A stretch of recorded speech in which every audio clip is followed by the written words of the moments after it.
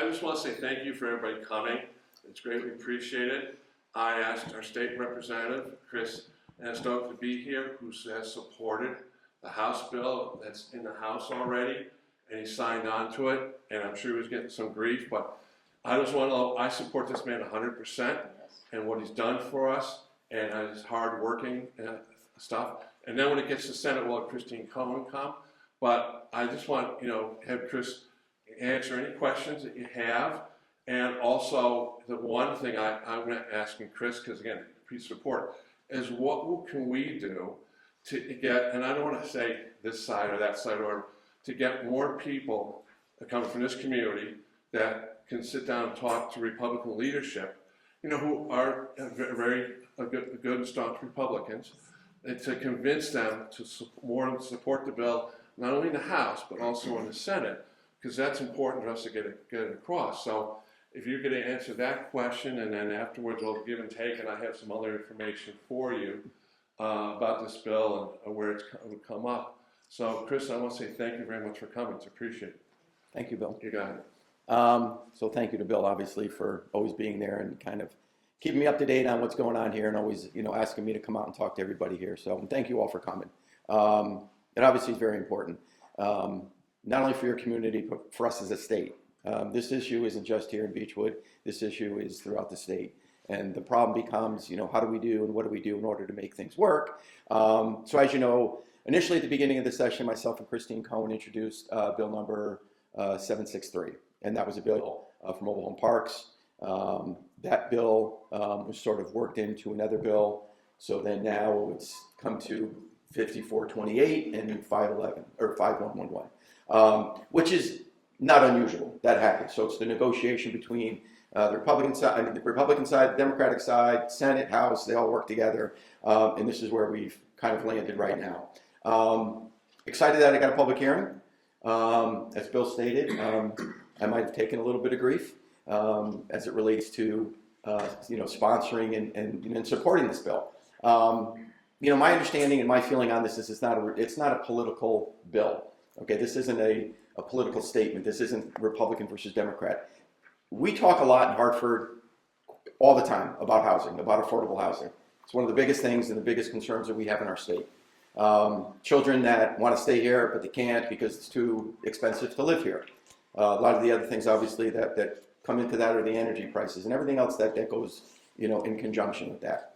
So as we're talking about these things, me supporting, a situation where we're trying not to prevent a private company from earning what they need to earn, right? But we're just putting a cap.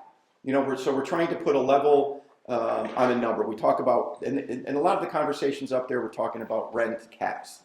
And, I try to change the dialogue because it's not a rent cap. This particular bill and what we're trying to do in mobile home parks is a cap on lot fees. Okay, it's completely two different things. Okay, right, yeah. And I think it's a struggle that people kind of don't understand that. So conversation was a rent, and for me it's not. Okay, this is lot fee increases. So a lot of the things that I talked about as I supported this bill and talking to other legislators were very simple. We talk about affordable housing. Here we have people that own their home. Okay, a lot of these parks, 55 plus communities, you own your home. You're retired. You're comfortable in a position that you're in, whether you have a mortgage or you don't have a mortgage. The issue is we're making these unaffordable. Okay, if we're not going to put a cap on these things or on these lot fees, then you're gonna price these people out of their own home because they're not going to be able to afford it. Okay, so if we're going to talk about affordable, let's stick to affordable.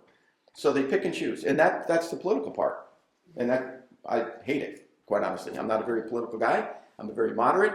Okay, I'm going to support and do what I do in my district and support the people that are in my district, and because that's what I was elected to do.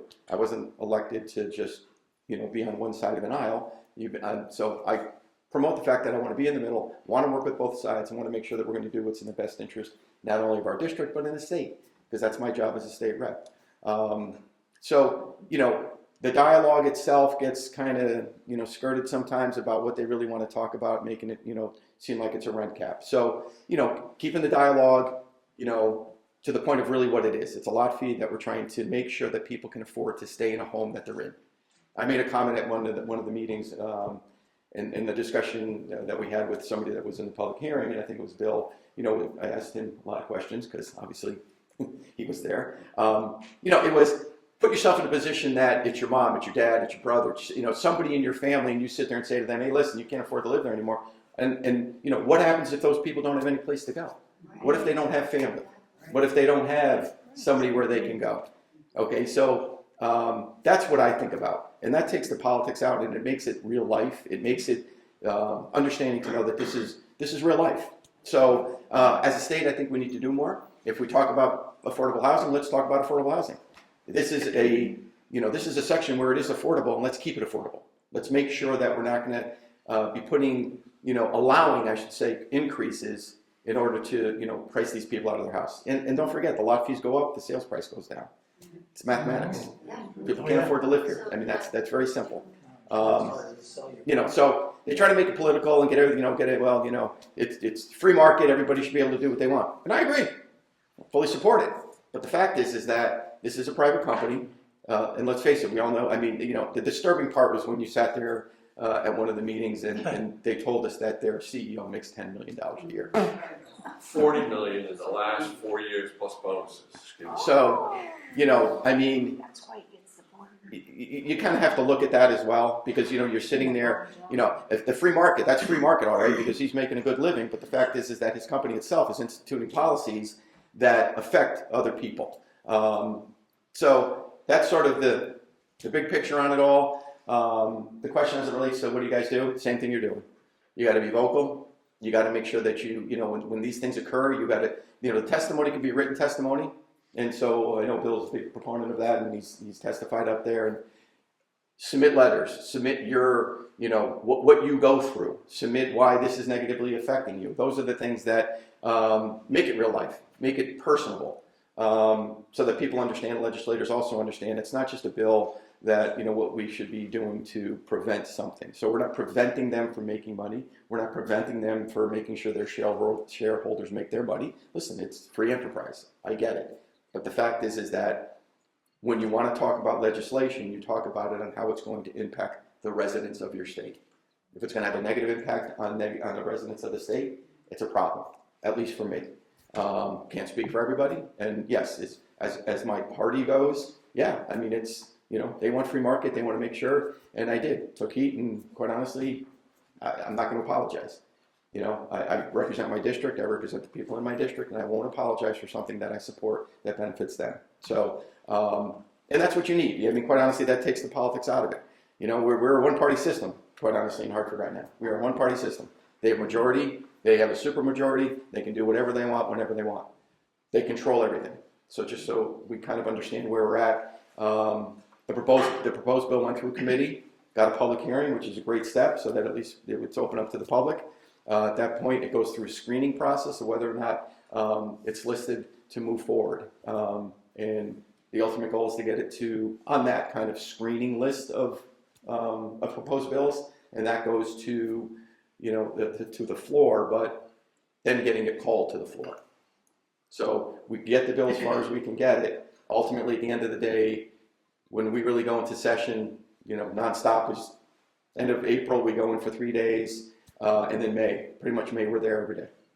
And that's when we start debating the bills on the floor. So at that point, it's the give and take of what bills we're going to move to the floor and push to the floor so that we can debate them and decide whether or not they'll become law. So that's kind of where we are now with the bill, where it stands.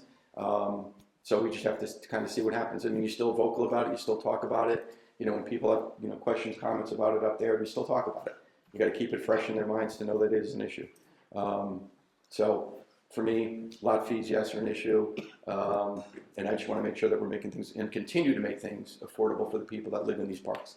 Like the gentleman said over here, there's one in Southington. So the more people understand it and the word gets out to all the other communities that are around this state, it encompasses other people. So you talk to the representatives, whether it's a House, whether it's a Senate, in those districts where they have these things, and you have those conversations with them. Need your support, need your help.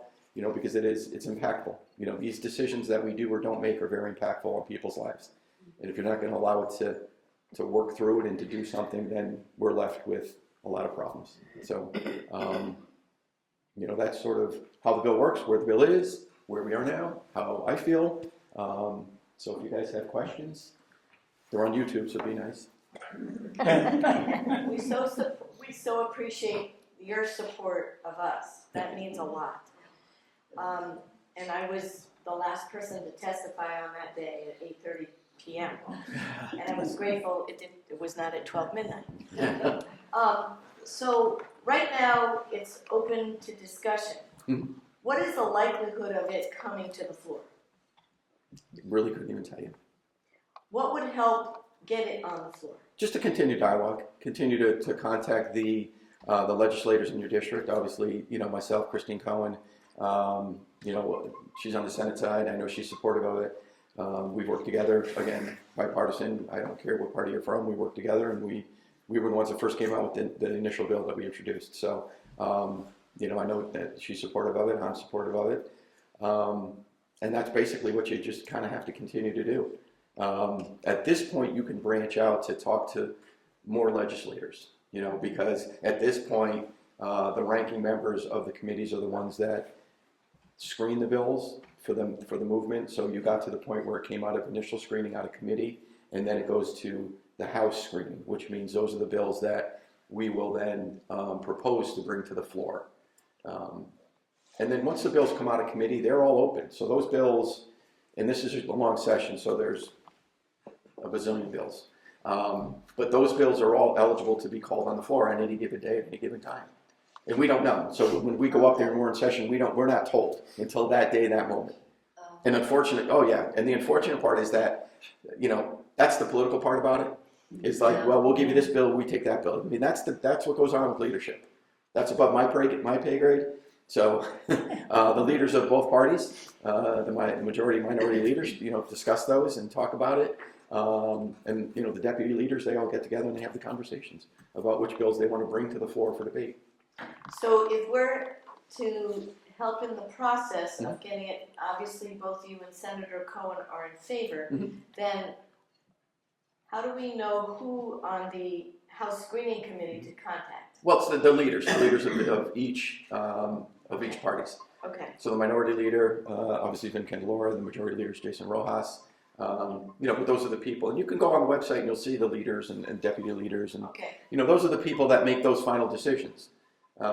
When they have the, discussions about which bills they would like to proceed with or bring to the floor, that's what happens.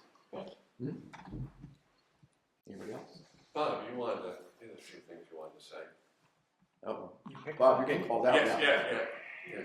John, what some of the things that you missed when Chris wasn't there, so he had an early engagement. So. My name is Bob Bailey, and I'm with, I live in Evergreen Springs. First of all, I want to thank Bill, and I want to thank you all for letting us join. I think we all have the same issues, the same problems. The corporation's just running wild. Whether they like me saying that or not, I don't care.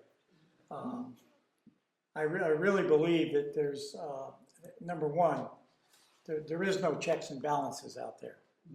I think I mentioned at my testimony, when I gave testimony, that when I found out what the taxes were on the property, just for an example, that's all the reason why I'm throwing it out there.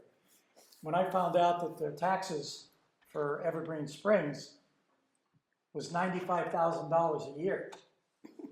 $95,000 a year.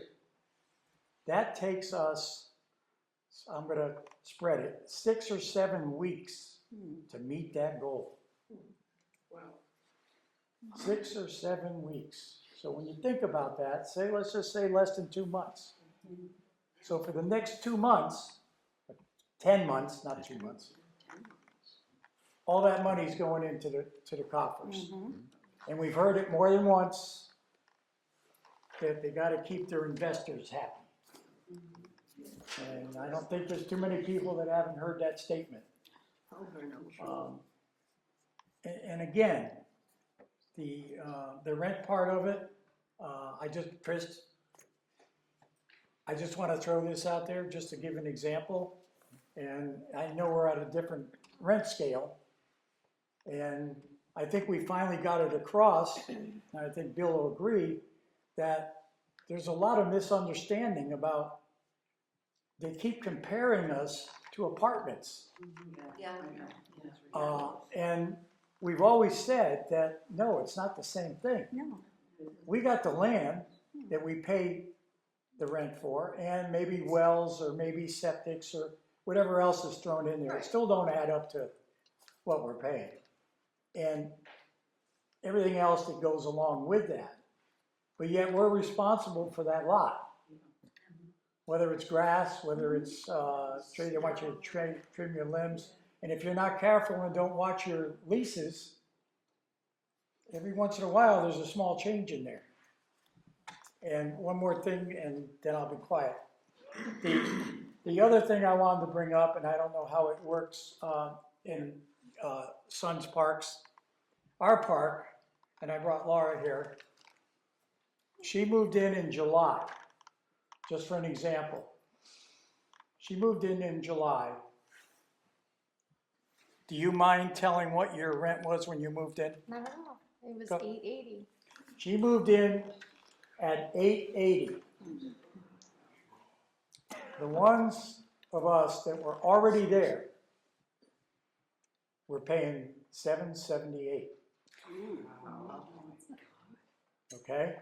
And that's why I want to bring that example.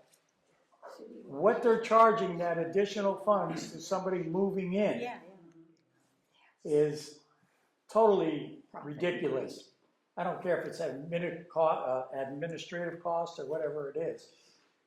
So accordingly to state 1-year leases, am I right? Is it the same thing here? Yes. You're supposed to have a 1-year lease. Yes. That means that she should go from July to July. Yes. Right. Well, guess what happened in March? Well, it goes by your birthday. No. No, it's the date you move in. Yeah. It's your anniversary day, yes. Yeah, you're in it, well, it's a year, regardless. Anniversary that you lived here. In our case, most of them are March 1st is when the rate goes up, unless you're at a different date. Tell them what happened to you. I got a new lease in March with an update to my lot fees. Now I'm paying $918 So, in under a year. under a year, from July to March 1st. And those are the kind of things, They're gonna That- price me out in another year. yeah. I'll be gone. I'll lose So- my house and I'll end up in a car. Oh. So that's the point, and I know, Chris, I know you've heard this over and over. And I gotta tell you, I can't say enough about him. One night he called me at 6 o'clock to return my call. Another night it was 5 something. Not worried about the time, not worried about whatever I had to ask him or whatever he could do to answer, he took care of it. There's another gentleman's office in our area, and I called his office 3 different times and never got a call back. So I appreciate that more than you know, and I can't say enough, but I wanted to throw those examples out there of what the trend is, of where it's going from where it is. And I gotta be truthfully honest with you, I really worry about the folks that are here thinking, not here, but I mean in the mobile home parks, that are very comfortable with dealing what they have to deal with. But when you start getting up there to 700, 800, and 900, you think about that for a minute when some people are living on Social Security that doesn't even equal that. No. So that's what, in my opinion, that's what I think a big concern is that something needs to be accomplished. And that's why we're all trying to band together. Right. And I mean, that was one of the things that we really, talked to you about from the beginning was that, there's voices and numbers, and I mean, a lot of the, the conversations that they have is, people are set in their ways and their opinions, right? Free market. That's all. I hear a lot about it on my side, and I understand and I get it. I don't think we should be telling somebody what to do in their business and how to run things. But the fact is that if their operations have a negative impact on what we're trying to do in this state, which is make it more affordable. We have an aging community in this state, and technically in our district. I mean, Clinton. I live in Clinton. I'm from Clinton, and it's an aging community. And these people want to stay. They want to stay in their in their home, in their communities, and we try to make things affordable, but, taxes go up all over the tax increases have an impact, the energy prices have an impact. There's so many things that have an impact on what you're paying on your housing payments that you have nothing left. And that's, the thing is that you're living and you're paying to sit in your home. And that's, it's not right. And we're not doing anything about it. Not to get into that political talk, but, the energy prices, we had every opportunity to take care of the energy prices. Every opportunity. Our caucus put something out in March of last year when we were in the second, a year or two of the session to talk about our budget. And one of the things that we proposed was that we put money out there in order, $80 million to cover that, those costs that are included in your energy bills. And they didn't want to talk about it. We wanted a special session in order to just go in and talk about it. Like the things, your public benefits charges on your electric bills. But listen, you didn't choose that. That was chosen for you. Okay, it was chosen for you by the legislator that had a bill proposed and passed in 2017 with Millstone. Okay, that bill now, or that law and that agreement is in effect to 2029. Okay, the other portion of that is an executive order by the governor where he said during COVID we are not going to allow shutoffs. I agree with that. Great idea. Okay, we had the longest moratorium on shutoffs in the country, and we extended it and extended it, and then now EverSource wants their money back. So now the public benefit charge, a portion of that is that. So there's a lot of different things in that public benefits charge, but we talk about affordability, but then when we're handed something, it's like we don't want to talk about it. Then it becomes political, right? We want to make it affordable until it becomes political. Ultimately at the end of the day, they have the majority. Democrats have the majority. They can pass any bill they want. They are in charge. So that's the push that we have to make. How do you get more people? The surprising thing is, how do you not understand kind of what's going on? And if people come out and they have a conversation about it, I think there's a reason you don't get a phone call back. You don't get a phone call back because they don't want to hear about it. If you don't want to hear about it, you can say, I don't know about it. Okay? That's not the way I go. Good, bad, ugly, I don't care. Right? I do it because I enjoy what I do. I enjoy coming out. I enjoy understanding what people do, and I want to make a difference on for you. And that's how you can have that impact. You have that impact by getting involved and doing what you were elected to do. You weren't elected to represent your party. You were elected under a party, but you were not there to represent your party. And when the first time that I got elected, and I came here, and Bill said, "Oh, I'm a little, get nervous, because I'm the other guy now, because I beat the person that was there." It didn't matter to me. I co-introduced the bill that session, first session that I was up there as a freshman legislator. I co-introduced the bill with Christine Cohen because I came here and talked 3 years ago and said I would support that, and I supported it. So you can imagine what I went through that time as a freshman legislator, saying I'm going to co-introduce a bill with a Democrat. Yeah, that was fun. But again, I do it the right way. I go to my minority leader and I say to him, "This is why I'm doing it. This is my district. I've told them I'm going to support it. I've been there multiple times. I listened to their concerns, and I'm going to support it." And then it's okay, understood. So you don't like it, don't like it. That doesn't matter to me. Because the one thing when I go to Hartford and I talk about bills and I talk about things, the one thing that I say that probably doesn't make people too happy, but you don't vote for me. My fellow legislators, they don't vote for me, right? The people in my district vote for me. So you may not like what I'm doing because it doesn't fall in line with what you would like, but ultimately at the end of the day, you know what? You want to be able to, if you want to stay elected, you want to be able to support the people in your district and do what is in their best interest. And that's what I was there to do when I was elected, and that's what I'll continue to do. These bills there's so many, and that's the problem. You get thrown in the last month and a half, we're there 10 or 11 o'clock in the morning until 12 o'clock at night, sometimes 2 in the morning, whatever it may be. And so we don't know. We don't know what bills are going to be called. We have a board, and the board changes constantly. And you can see it, something gets wiped off, something gets put on. Well, you know why? Because people in the back room are all talking about which bills they can offset. So that's the hard part. Do we have any idea of just a ballpark number of how many communities like this, or for instance, we have approximately 300 homes in this community. How many homes such as ours are in the state? Dave would know. Dave would know. Dave, Great. Hi, everybody, I'm David Ward with the Great. Nice try, Dave. He called you out. Yes. So, I'm a president of the Manufacturing Homeowners Alliance. I'm also on the DCP, Global Manufacturing Home Advisory Council. The most up-to-date information that the DCP has is approximately 200, just over 200 parks with around 10,000 people. But I can say you that in testimony from one of the park owners for this bill a couple weeks ago, park owners used the number 15,000 for the number of people in mobile home parks, and I think he said 210 parks. There has been, there was one park built in Oxford a couple of years ago on what's it called, 830G. 830G. And then there's I know there's one that. there's a couple out here that are owned by Sun Communities that have been put up in the last Right. 15 years. The most recent DCP numbers probably don't reflect those. But I'm just thinking that, there's numbers that, Well, it speaks volumes that they're still building them. well, exactly. Sun Corporation is still buying property, and still building them. So I mean, let's face it, for those of us who, and probably most of us here are retired, we're on Fixed an income. income this Yeah. big.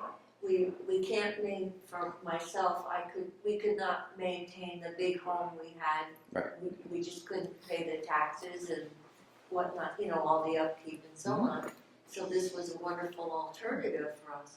But what happens, it prices us right out of our own home that we own, and that's, you can still, there's still ways to do everything to keep everybody happy, right? Because there's a give and take on these bills, and when we debate these bills, should there be rent caps? No, I mean, but technically, we talk about rent caps, but if somebody goes in and you rent a property, an apartment, right, you sign a lease. Right. If you have a multi-year lease, in that lease, it's going to say what your escalator is. Yep. Year 1, year 2, year 3, they have to put it in your lease. Right. So that's a rent cap. Yep. So I mean, you say we don't like rent caps, but yet if somebody does rent an apartment or a home or whatever, a piece of property, they have to put it in there. So year 2, my rent's going up $50. Year 3, it's going up. Yep. When you don't have a cap or you don't have anything like that, then you don't know what you're going to pay. So you can wake up one day and say, and they could decide. And the other thing is the determining factor in how you get to that number. How do we get to the number on what you're going to increase? So if they say we're going to increase it, and I had somebody tell me, it's only $20. Well, I said, $20 to you isn't $20 to somebody else.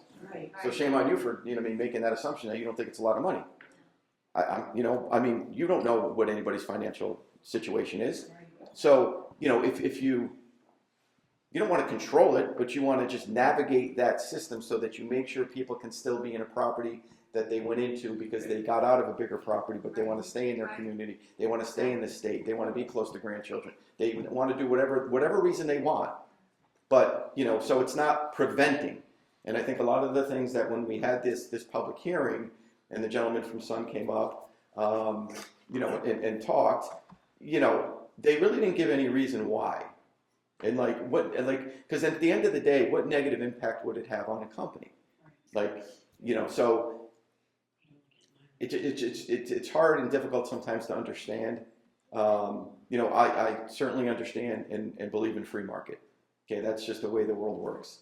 But they don't need to be that rich. Well, I And mean, again, making us poor. I look at it in a sense where this is also something that's a big priority for our state. And if we want to talk about it as being an affordable state that we want to make it for people, then let's continue to have that conversation. Don't have the conversation now saying we're going to let them charge whatever they want on lot fees, because you're pricing that person out of the market. Number two, you're reducing the amount that individual can sell their property for at some point. If the lot fees keep going up and you can't afford to live there, okay, because it's too expensive, And then you can't even and then you sell it, well, when you're selling it, how much? It's all relative. Right. The amount that you're going to be able to And sell then that you're at property the for. courthouse.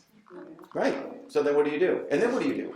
Okay, so that's the other thing. You sell, let's say you sell, where are you going? Because if you look anywhere around, open market, fair market in this state right now is $2,500 to $3,000 a month. So where are you going to And if put? you want to go into senior housing, you should put your name in when you turn 30. We have one in Clinton. Right. Right. We have one going up in Clinton. We have the old Christian Good school point. is now going to be senior housing. And the problem is it's not for that community only, it's for anybody. You can't limit to who goes in there, so you have to put your name in. But yeah, but again, that's somebody that's building that property is the Hope Foundation, so they're a nonprofit. So, it's, and the other things with like the 830G, which is this other regulation that the state has, where you can build whatever you want, wherever you want, and they bypass zoning regulations, okay, which is another disaster. Because they shouldn't be able to build whatever they want without, I'm a local guy, I'm a local mandate guy, so Yeah. local control. We should control the zoning, education, we should be controlling what we do in our communities. Nobody knows better. Hartford certainly doesn't know what goes on in our community, because I can tell you they don't come to Clinton. And when they do, it's during election time to prompt, somebody to run. So, local control is a big thing for me, and I want to make sure that we keep that. So, the housing sector is going to be a conversation that goes on forever, because the same situation happens. Because if we build more housing and it's private housing, we can't control what they charge. So they're pricing everybody else out of the market that would be able. We had apartments that were built behind the train station in Clinton, $2,500 to $3,200. Yeah. Hey, Dave, That's you not surprised. Dave, you want to talk about the equity? I'm not trying to pick on you, but you want to talk about the equity in your park and what's happening to people? You talking about me? Yes. Did you change my name? No, oh my God.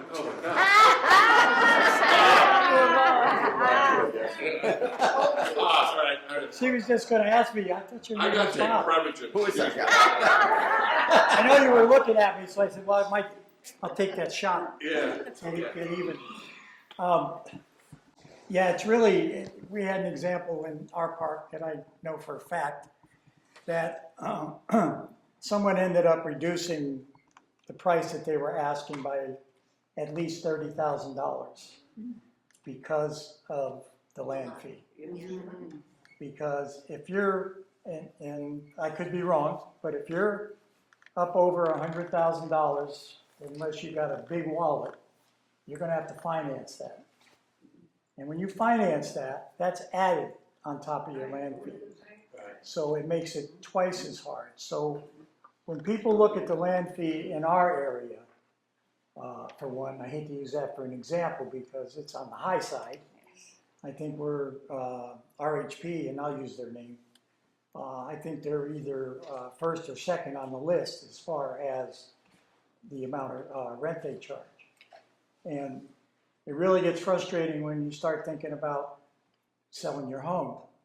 And one of the other issues that you have is that they bring in new homes Yeah. and they're selling them for less than what we would sell ours for.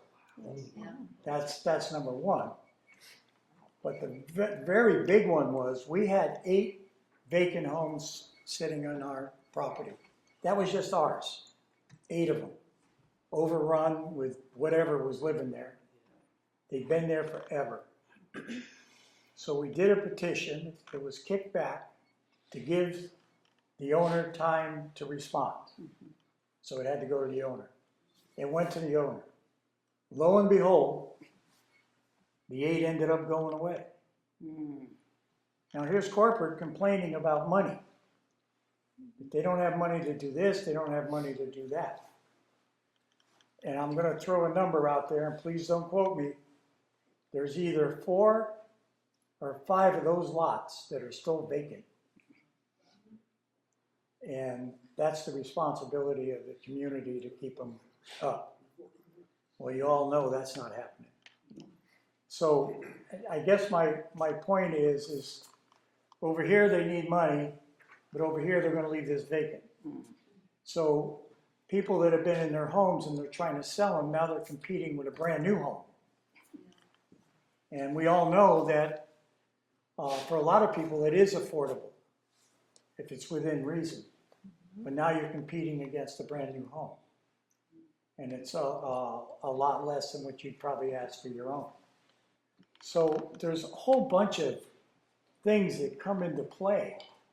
And it was really amazing when we sat down with the legislators and the lieutenant governor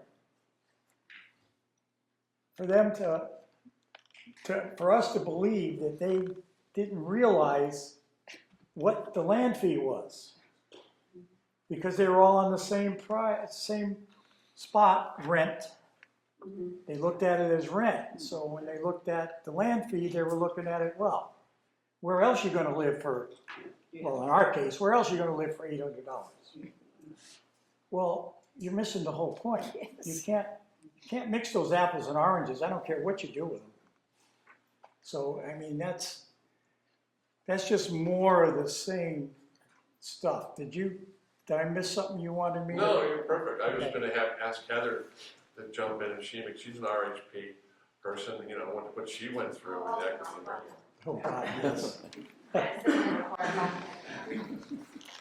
How is everyone? Good. My name is Heather. I'm from RHP East Hartford. Raise your hands. How many people saw the explosion on TV or in the newspaper? That's it? I should have brought pictures. Okay. I don't want to take your time. No, you're fine. Okay.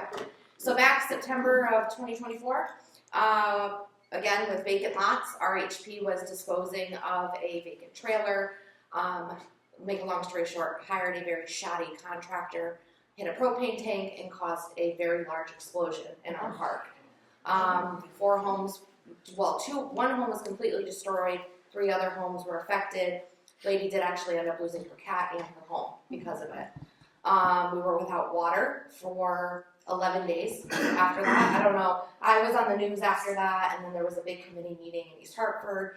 And that kind of got the ball rolling down in RHP, East Hartford. We've known there's always been a problem there, but we couldn't really gather, right? That's the biggest problem. People don't want to gather. They're afraid of retaliation. They're afraid of, them coming after you for trying to evict you. I want to tell you that can't happen. That can't happen. So please don't let anyone, and pass the word on, don't be scared of the corporate people. I take on the liability, Dave's told me, every day, I take on the liability of potentially being sued. Come on, bring them over. It's about you guys, it's about advocating. So Bob and I both live in RHP, he's down in Clinton, I'm in East Hartford. My lot fee is between $700 and $900 as well.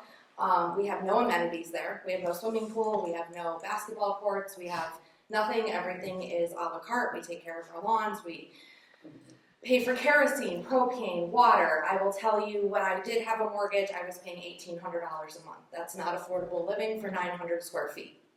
I don't have a mortgage anymore, thankfully, because I was able to pay it off, but still $900 a month, plus utilities. I think my lot fee this month was $1,134. So, yeah, it's a little rough down there. But I want to tell you guys this. You guys not only have the support of your own town, but you have support of East Hartford. Henry Jenga is very much supportive of this. We have a lot of supportive people out in the East Hartford area. Bill Joyce will tell you that, Dave will tell you that. I'm actually in the works of getting a meeting with Rojas, Senator Rojas, or Majority Leader Rojas, so we can get him to, that's where we need the help. We need him to really have a say to make it to the floor, right? Because that's what we need. So I'm pushing for that. You guys have the mayor of East Hartford, Connor Martin. He's very, very protective of his town and any mobile home issues. So the best thing we can do is be a community and stay together. You guys are always welcome to come to RHP East Hartford. You guys can come to our meetings. We actually have one tomorrow, but I welcome you guys. I think what I may do in the future with the help of Bill and Dave is open up a Connecticut-wide. I know we have one Facebook page. I don't know if we utilize it as much as we could, but for all of the parks, I know we have one for East Hartford, but my goal is to open one up statewide so that we can kind of all communicate with one another because we are so spread out amongst the state. But just to give you some figures, RHP is worth $5.83 billion.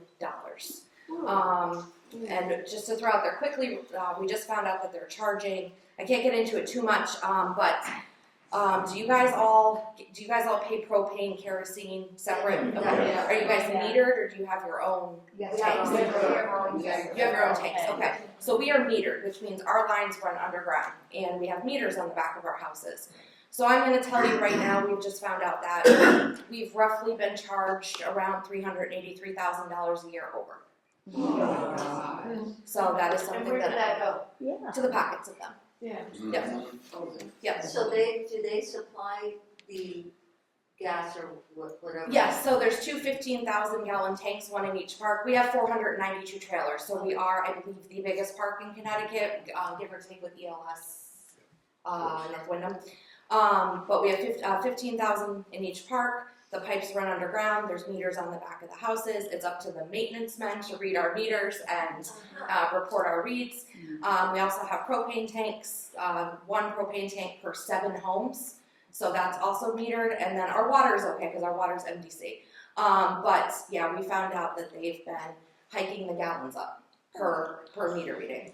Again, can't get into it too much, but it comes into the chime of around $383,000 a year since 2016. Weren't you, tell me if I'm wrong, Yeah. please, Heather? Yeah. Didn't you have your home on the market and couldn't Yes. sell it? And take So my home was on the market. I was actually going to move. I was going to move out of state. I was going to take my butt down to Florida, where I really want to be. And I listed my house for, I want to say $72,000. This was years ago.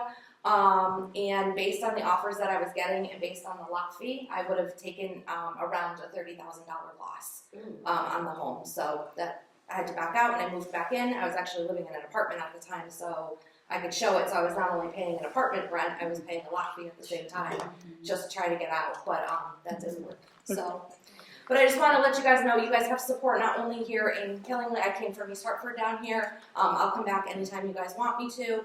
And you have Henry Jenga. You have Rebecca Martinez, your state legislator, and our mayor Rojas. All of them. So please, stay positive because I'm really positive in this whole thing that we're gonna make something happen.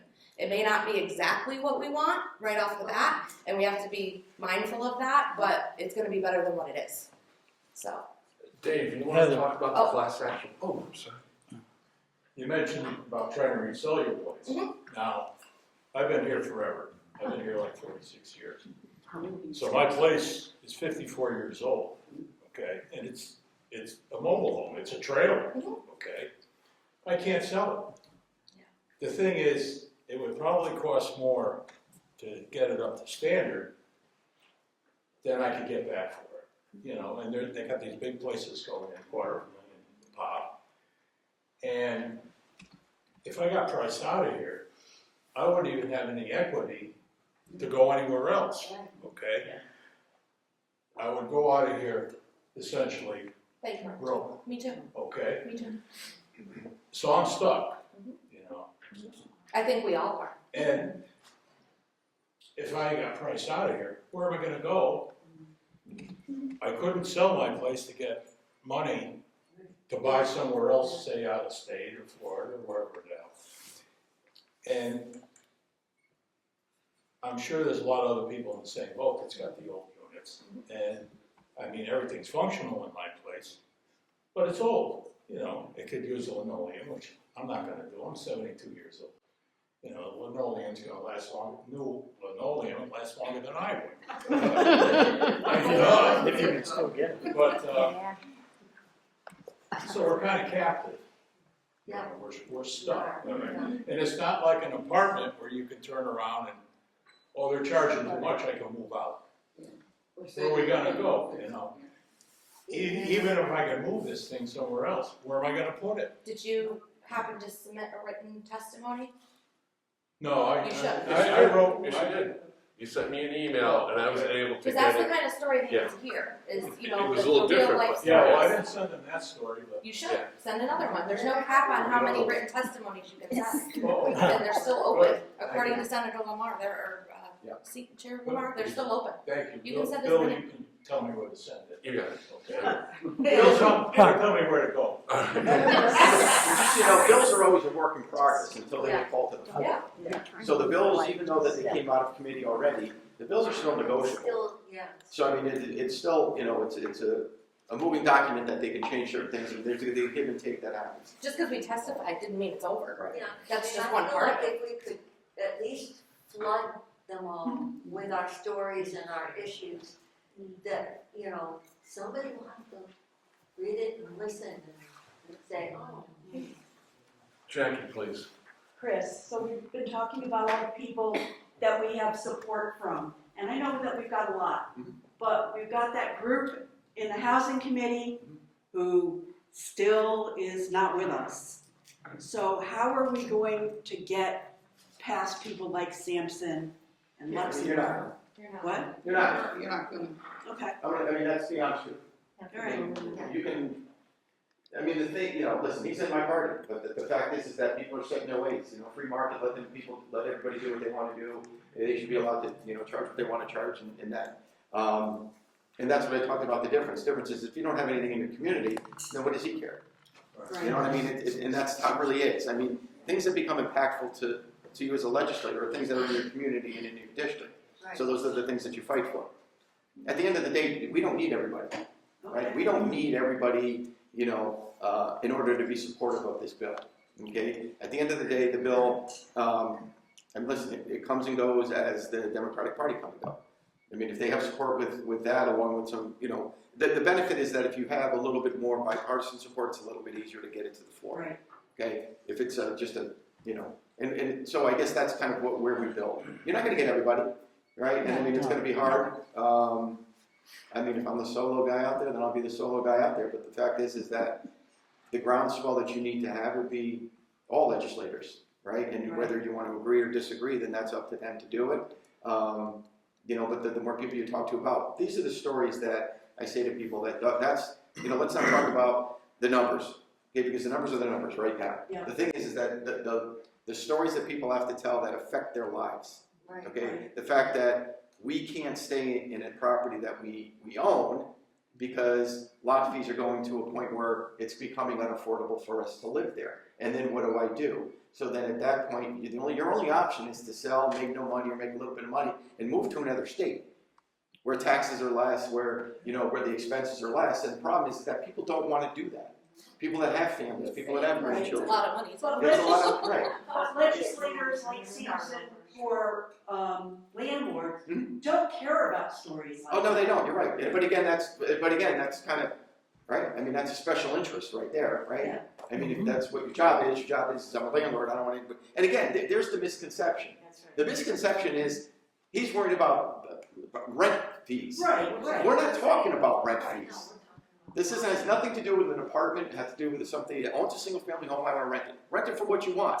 These are people that own their properties, and that these are lot fees.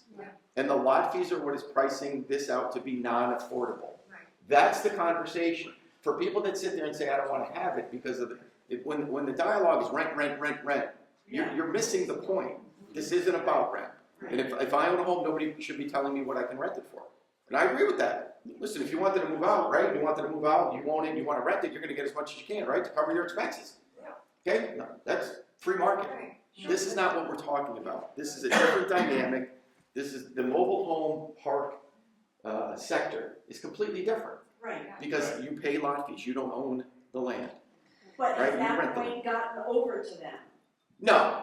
And There's certain people that just won't I get don't it. even know if it matters at this point. Right? I mean, There's certain, we have so much support in other areas, and I'm just gonna throw out there I'm very much working on it, and I want to invite you all if I am able to get a meeting with minority or majority Majority of Rojas. Rojas, which I have good connections with. Would you all be willing to come and talk to him? Okay. Absolutely. I will make that happen, and ask these two. If I say I'm gonna get it done, I'll get it done. No, So. I gotta have Dave's got one of the things. So, Yes. Jackie, Representative Aniskovich is exactly right. Rob Sampson's my senator. I'm sorry. Everybody who's here from Sully, there's a few of us here from Sully.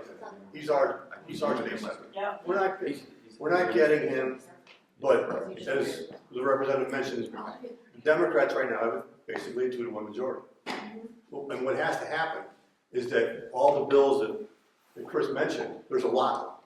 Right. We need to be vocal enough and find ways that we're one of the ones that gets to the floor, and the Democrats decide that they're in favor of it strong enough so that they will push through a filibuster from people like Rob Sampson. That's basically the way the system works.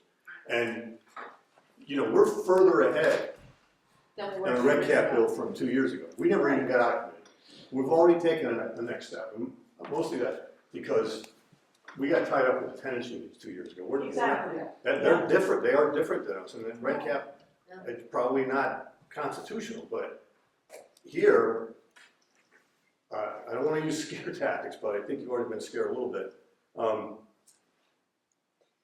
Bob and Laura are already up to $900 almost. Right.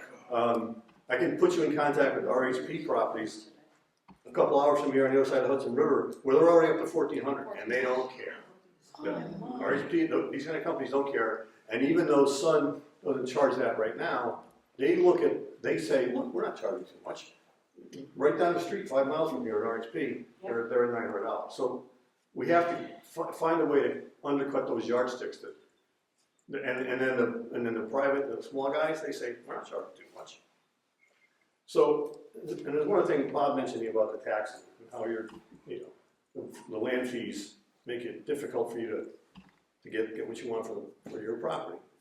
But when they raise your land fees, the value of their park, what happens to it? Goes up. It goes up. And so, that's going on all over the country. And what I'm leading up to here is, I've got, Bill wants me to talk about the bigger picture here. And I think I mentioned a couple of years ago, I have documents back here, I'll pass them around, about the nationwide class action lawsuit that Sun Communities is defended in, RHP is a defendant in, and the ELS Park out in Wyndham are defendants in, and they're all alleging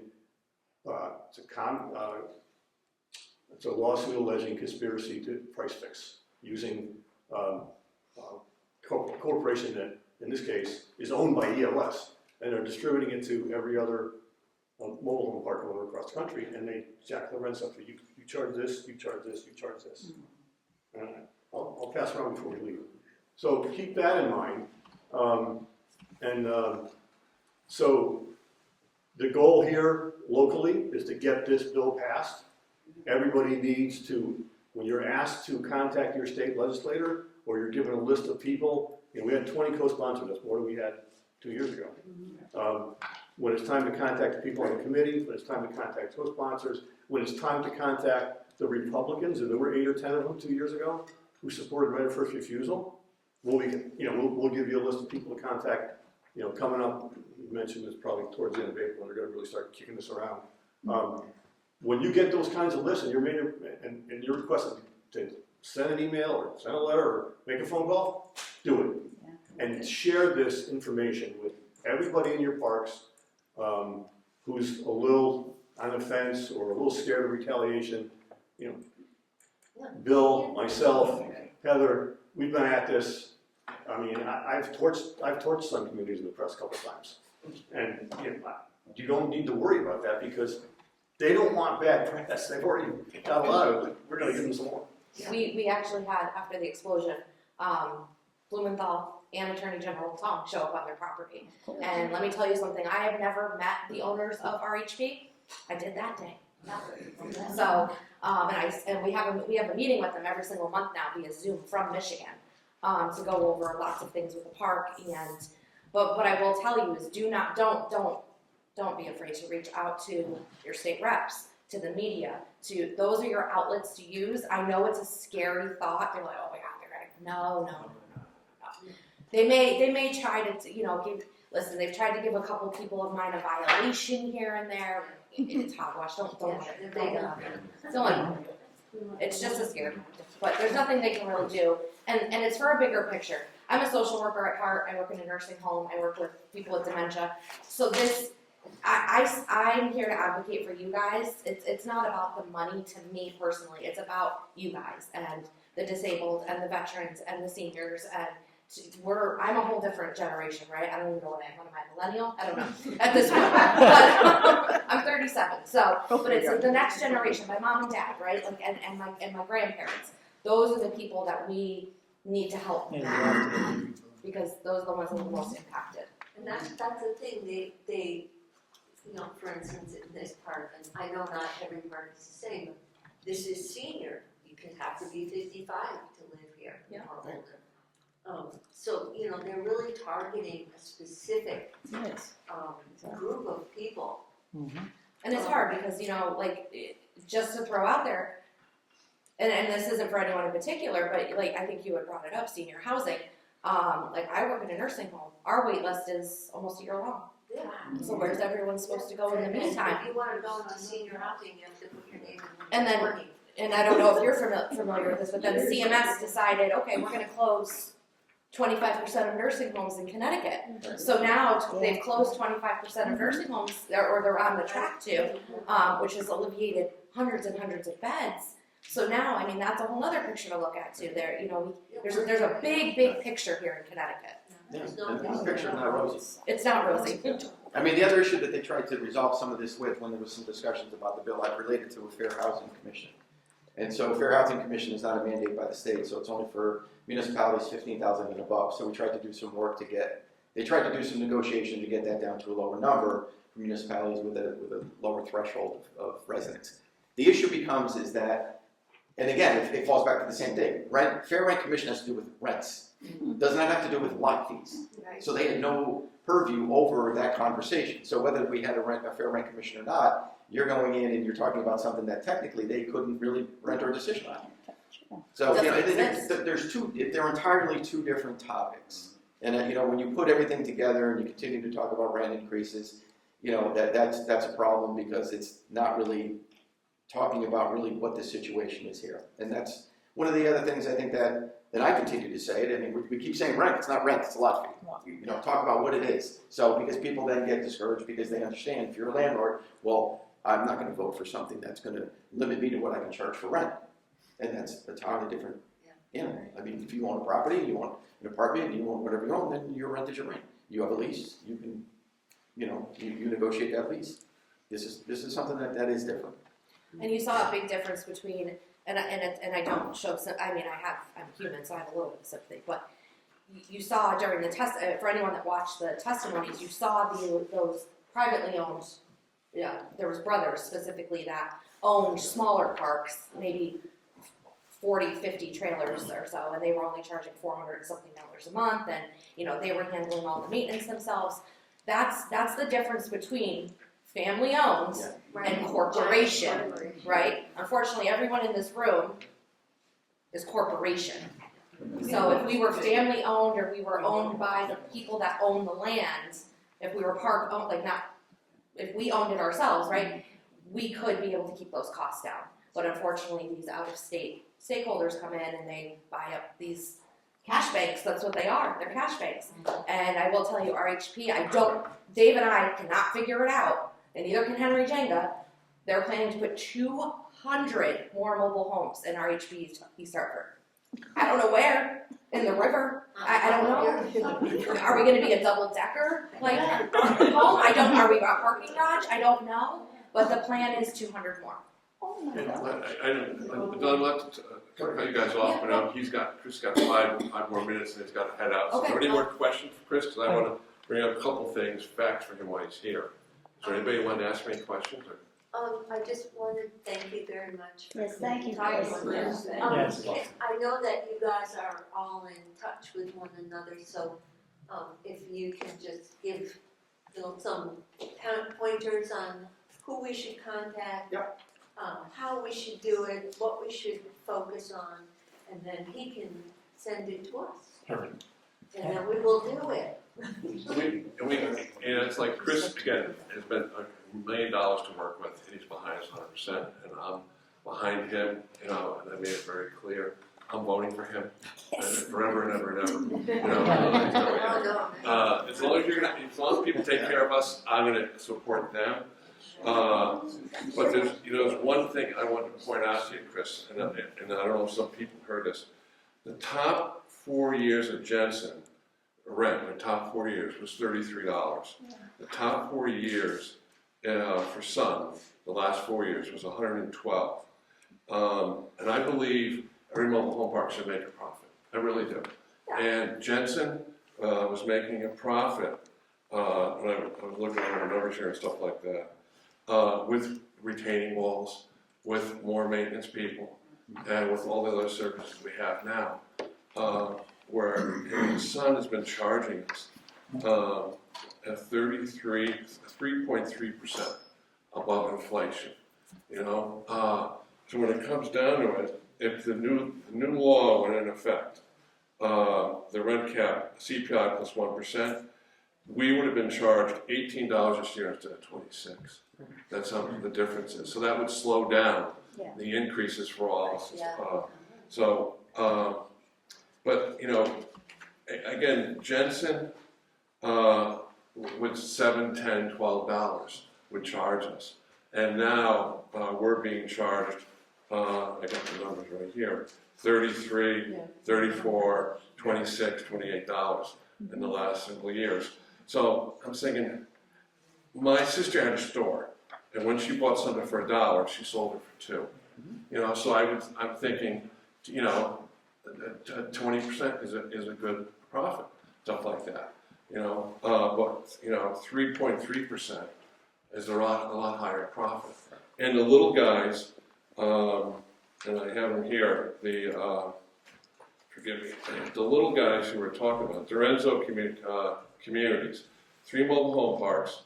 During COVID, they didn't charge at all. There's no increase. They charge this year $7. So if the rent cap law went in, they could charge up to 14, but they don't. They choose to charge 7. So it's not going to hurt the little guys. They think it is because they've been told by the big guys. But when I looked over the CPI, which was 2.61%, it would be higher than what they would normally been charging. So the little guys aren't going to get hurt. You know, a lot of people are independent, and we're just wondering if it's all where I can, you know, there's a number of people, Ed, I was going to put you in front of Heather, and some other people I could bring, you know, with you, sit down in front of, if you're able to get in front of Republican leadership, so we can tell them about this and they can understand and get a better picture. I'd love to bring you in if you're able to come up, you know, and explain our situation, because the more we get Republicans, we want Republicans, stuff like that, with us and understand us, that would be a great thing. Yeah, and again, like I said from the beginning, and again, thank you for inviting me. Thank you for all coming. It's great to hear from everybody. Thank you. I'll leave my cards up here if anybody wants one. You can please come and take one. And then, you know, this isn't, you know, we talk about Republican, we talk about Democrat. It's not a political issue, right? At the end of the day, this is an issue of put yourself in, you know, a situation where it's your, like I say, it's your relative, it's your mom, it's your dad, or whoever it may be, and understand that we're just trying, you know, they're trying to live their life, you know, and live it comfortably. And they started into this way of living, whether it be a mobile home park or whether it be a 55+ community. This is how they wanted to live out their life because it was comfortable, it was affordable, and you know, now we're getting to the point where we're pricing those people out.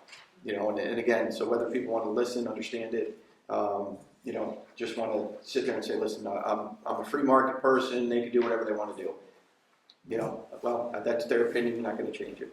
I have a different opinion of it, and that's why I support what I support, because, you know, it is affecting people in my community and in my district. So you'll always have that support. But again, thank you so much again for having me. Thank you.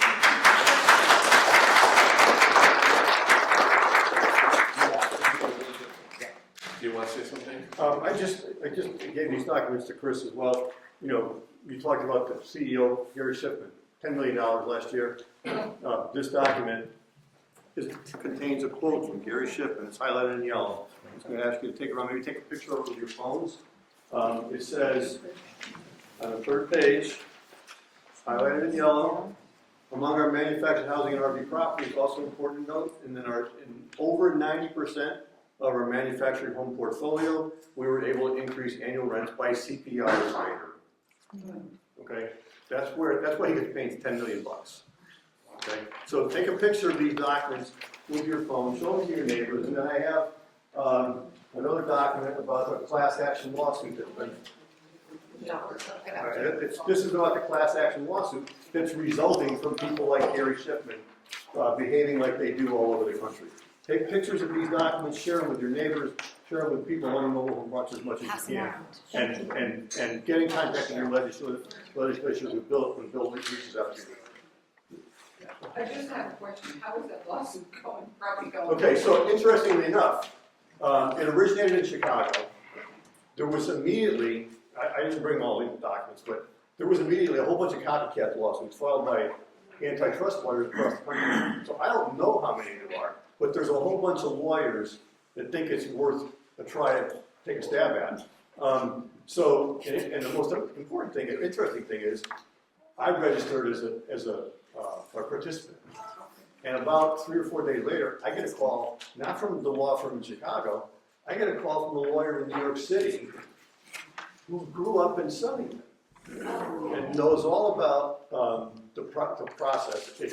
It's been since August of 23, as of earlier this year, we're still in discovery. It's going to take a long time. But it's a parallel to the same kind of lawsuit that's been brought against all the apartment companies across the country. So a whole bunch of lawyers who are going to only stand to make money if they win, think these cases have enough basis that they can get paid. And they're all over the country. It's in our favor. Yes, Yes. they're suing in the residents' favor, yes. Thank you. So, take pictures, share it, but that's your own CEO talking. And the guy who was identified by, in testimony. Did you see this one, Bob? Well, you paid the CEO $10 million a year. How much you want to raise the residents' rents? You know what this reminds me of, the 1980 from Sunbeam, the guy who ran Sunbeam made $40 million 1 year, and the whole thing blew up. I mean, it's just the same. Well, actually, I think they ran him out of there. Because he made mistakes like that in the financial press. Like we found out about it, started using it. But he was actually run out of the place Good. 6 months or so ago. But I think the guy that's there now is John McLaren. I think he went towards. What it is, and I'm just talking, and I'm not excluding RHP, they're in their parks here, but I want to keep everybody and son rates as low as possible, because I believe that any equity that we build up in our homes is ours and we should keep. And I believe if by them taking away our equity, our hard work in our places, it's basically being forced poverty. So I want to keep our rates as low as possible, but believe they have a right to make a profit. And I think 2%, is better than 3.5%. There's no reason. If Jensen can do more with 1%, there's no reason why his son can't do it and do less with 2%. And that's it. So I just want to say thank you very much. I really appreciate it. Is there any questions? So tomorrow up in our HP East Hartford, I know it's kind of a drive from here. It took me about a half an hour. I know Bill's going to be there. I welcome any of you to come and kind of do the same. You can come listen. It's open. It's right up in East Hartford. Bill has the address if you want it. If you can't come tomorrow, please come to the one in May. We'll welcome any of you guys, okay? So tomorrow's meeting is going to be with Henry Jenga, the mayor of East Hartford, Bill, Dave. But when I get the one with Rojas, which I will, because I make promises, I keep them, you're all going to be invited to come up. It's going to be at East Hartford at my clubhouse. Also, there's something that came up I didn't bring up, and I apologize.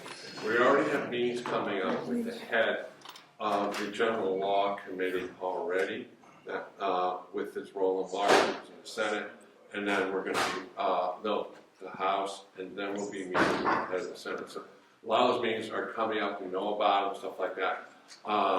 Chris didn't know about it because the other party, unfortunately, is being involved in it. So hopefully they will be. So we're already meeting with these other legislators, and they're already planned for us to meet. So that's a good thing. And I'm feeling confident we'll get it right to the Senate. Like I said, the governor, after it got out of the General Law Committee, the governor said, all right, the bill has legs.